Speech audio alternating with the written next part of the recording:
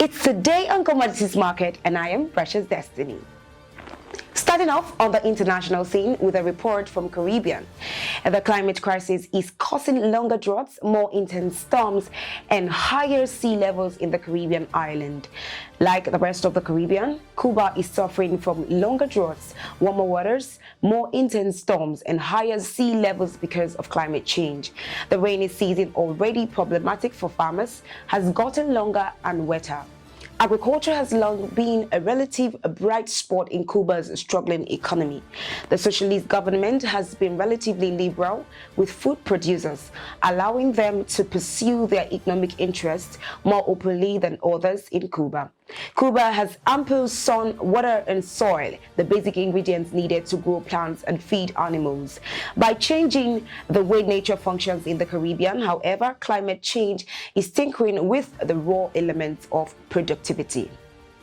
Now on the local scene, the Minister for Agriculture and Rural Development, Dr. Mohamed Abubakar, has said the country has enough food to feed all citizens. He blamed the rising cost of food in the country on inflation and the aftermath of the COVID-19 pandemic, which forced many countries, including Nigeria, to shut down important economic activities for months. He noted that to improve food stock in the country, the ministry was currently constructing 10 large-scale integrated rice mills with 320 metric tons capacity per day in Jigawa, Kano, Adamawa, Niger, Kaduna, Gombe, Ekiti, Ogun, and Bayelsa, and the Federal Capital Territory, in addition to supporting the production and distribution of breeder, foundation, and certified rice seeds for farmers. Abubakar said the Presidential Fertilizer Initiative launched in 2016 had increased the number of fertilizer plants from 8 to 200 and raised production from 300,000 metric tons to 7 million metric tons. In other stories, Africa's richest industrialist Aliko Dangote has expressed optimism that his new multi-billion naira investment in the sugar subsector would help provide about 300,000 jobs in Nigeria. A statement from the corporate communication department of the company quoted Dangote as saying that the company was providing fresh funds and thus expanding its operations in the sugar subsector. Dangote, who was speaking at the flag-off ceremony of the 2022-2023 crushing season and outgrower scheme awards in Noman, Adamawa State, said the opportunities would include both direct and indirect jobs. Speaking in Noman, Minister of Industry, Trade and Investments Adeni Adebayo described the Dangote Sugar Refinery as the biggest contributor to the development of the sugar development effort of the federal government.